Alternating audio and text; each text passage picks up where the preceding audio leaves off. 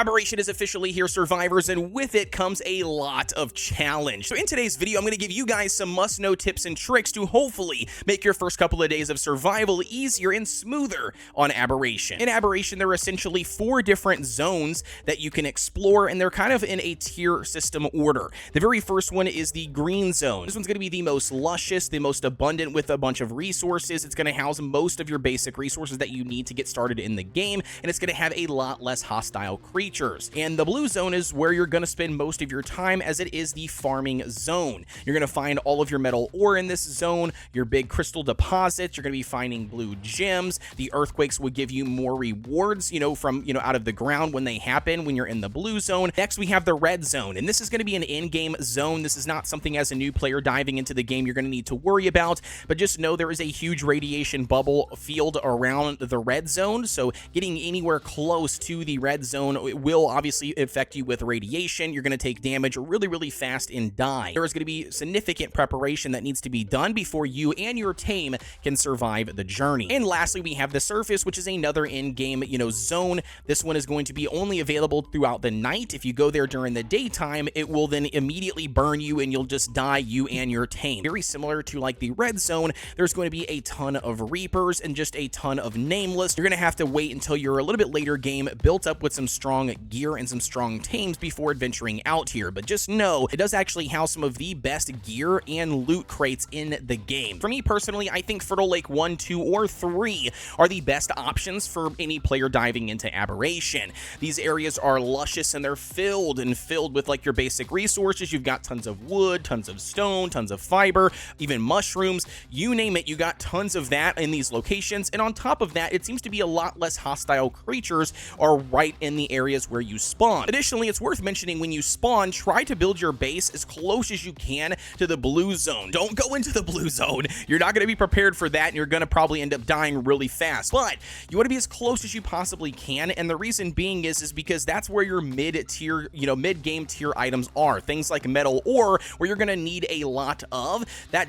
Having a shorter distance is going to make it 10 times easier and faster for you to farm that resource. Now, moving on to the next thing, let's talk about some early game must-have tames and utilizing ARK Survival Ascended's notorious mechanic, and that is wild babies to your advantage. Well, Aberration here is no different and no exception. There are tons and tons and tons of wild babies, including for Aberration's unique creatures. All of those creatures will have babies already, and that's going to be a huge advantage for you and new players diving into Aberration for the very first time. You could build up some gear and some arrows, for instance, get onto high ground and then attack and kill that parent, and then walk up and simply claim that baby without even doing the taming process. Once you claim them, all you got to do is provide food in their inventory and keep them safe and watch them raise. When it comes to the first tames, I would really recommend getting a Ravager. However, the only problem is you can't craft the Ravager saddle on your own, I believe, until like level 40 something, okay, almost like 50. So early game, you're not going to be able to ride it, but it still will make a massive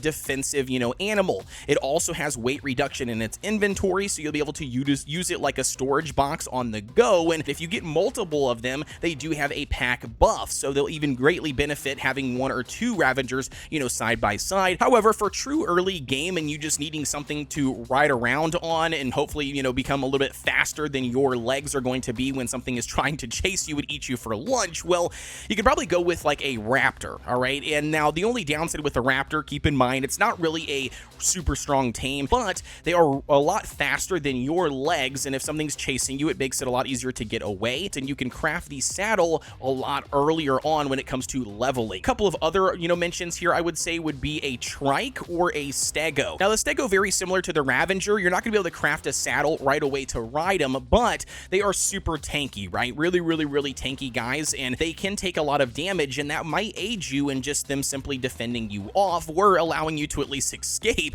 while something else is trying to kill your stego and they're fighting back and forth. Either way, those are going to be probably the 4 options that I would recommend early game for every person. Alrighty, so next, let's talk about some combat and survival skills and tips and tricks that I wish I knew sooner before diving into Aberration. So number 1 I would recommend is do not adventure too far until you are ready. When you spawn in Fertile Lake 1, 2, or 3 and you run around for a little bit, find an area close to the blue zone, I really would recommend, if it is safe enough for you to run around and gather some basic resources, stay there. If you want your experience to be a little bit easier, stop adventuring too far out too early on. Gather the resources that you need in that safer, environmental area, and then build a little shack up. Continue to stay there even after building a bed. Find some smaller dinos or wild babies that you can claim right away. Get those raised up safely. Build up a little, spiked wall or a fence, around your little base to hopefully have a little safe haven for yourself.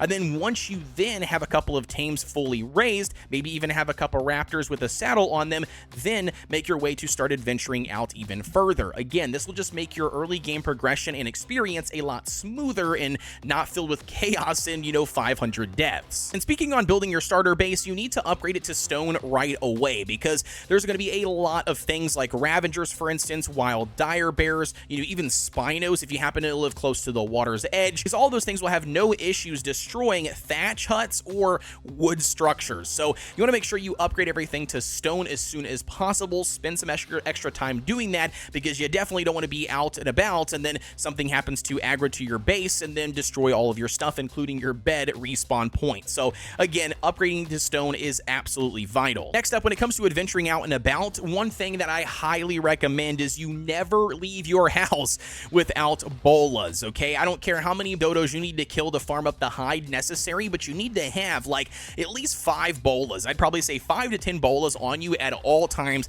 if you ever leave your base. And this is simply due to Ravagers, raptors, scorpions, and then I believe even the brand new creature, the Yiling. All of those can be halted in place with a bola. If you utilize it to your advantage and just, simply bola a creature and then take off running to get a massive head start, this can save your life in a pinch. And like I said, all 4 of these are really going to be your biggest challenges or hostile threats in things like the early spawn points for Fertile Lake 1, 2, or 3. Like I said, occasionally you'll run into a Spino or a dire bear, which you can't bola, but outside of that, though, all of the other ones you can bola, and you need to use that to your advantage. And so now, speaking on going on an adventure, even in the green zone, there are going to be some things to look out for, and one of those are these red patches of mushrooms. You're going to see these patches everywhere, and sometimes you're not even going to see them until it's too late. But if you happen to run through these patches, it will create all sorts of hallucinations on your character, not allow you to control them, properly. They're going to be suffocating, so they're taking damage, due to the lack of oxygen, and clearly your character's got the runs, right? So you're pooping a whole bunch of times, okay?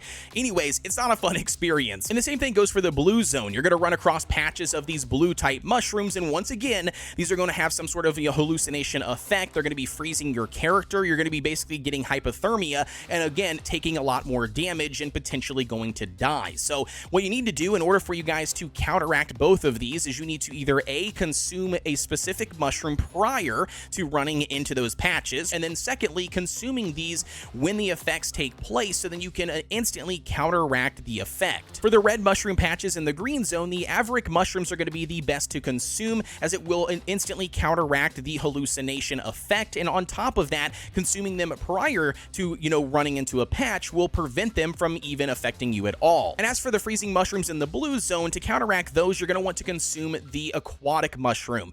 These not only will give you water in a pinch if you happen to not be close to a water source, but they do also instantly counteract the, freezing or the hypothermia that these blue mushrooms get if you happen to stumble in a patch. And lastly, speaking on mushrooms here, the black ones, the acerbic mushrooms, can just be used in replace of the narco berries. You can use that to your advantage to craft things like narcotic to make trank arrows, or to feed to a dino if, they're down. And secondly, you can directly force feed them to a creature that you do already have knocked out to keep them sleeping a little bit longer. In general, you want to make sure you know exactly how to utilize these mushrooms, because they can save your life in a pinch when it comes to surviving an aberration. If you guys enjoyed these tips or tricks, don't forget to subscribe here on the channel to stay up to date with more videos that I put out. And additionally, if you guys are looking for a home to dive into aberration, I do host my own community servers called Kodeations. It's PvE, it's very friendly, very active, and we would absolutely love to have you. If you guys are interested, check that link out down below in the description, join the Discord, pick up the role, and we'll see you out there.